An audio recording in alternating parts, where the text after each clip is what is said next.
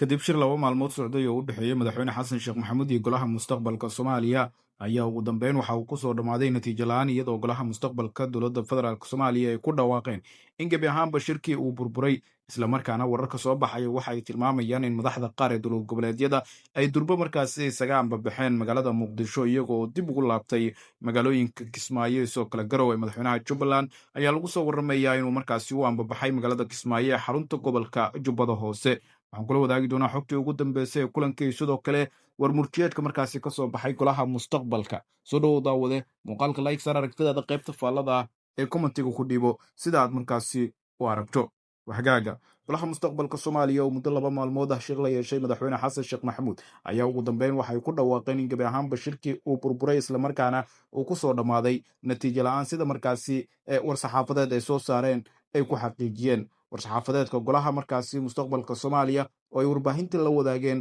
ayaana waxa uu ahaa sida tan: wada hadalka xudunta ismariwaaga iyo kala aragti duwanaanshiyaha labada dhinac.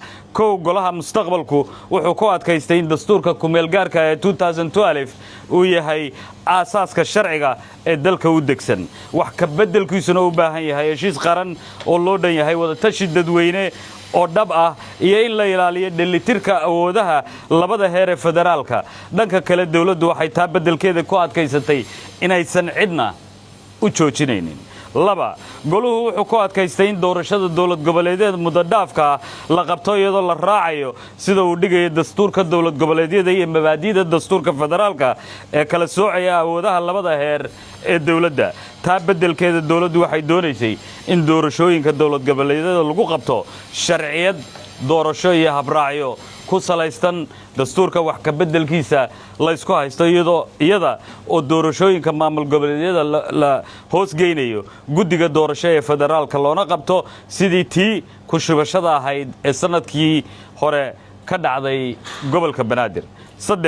goluhu wuxuu soo bandhigay baahida loo qabo ka hor 14 Abriil in la gaadho heshiis siyaasadeed kaasoo ku saabsan hanaanka doorashada baarlamaanka, jadwalka iyo maamulka si loo xaqiijiyo doorasho daahfuran oo loo dhan yahay ka matalaad ballaaran kuwii hore laguna fulin karo muddada dastuuriga ah ee harsan. halka ay dawladdu soo jeedisay in guddigu ku ekaado tala bixin aan lahayn wax awood go'aan gaarisa.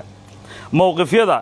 iska soo horjeeda waxay ka turjumayaan farqiga u dhaxeeya labada dhinac. golaha mustaqbalku wuxuu ku dhagan yahay dastuurkii heshiiska lagu ahaa, awood federaal oo dheelitiran iyo hanaan doorasho oo heshiis lagu yahay, halka taa beddelkeedana ay dowladda federaalku doonayso in la beddelo dastuurka, awoodda lagu soo ururiyo xarun dhexe, golaha mustaqbalka iyo shacabka Soomaaliyeedna la kala dooransiiyo doorasho hanaankeeda, habraaceeda, maamulkeeda iyo natiijadeedaba ay iyadu hayso ama muddo kororsi.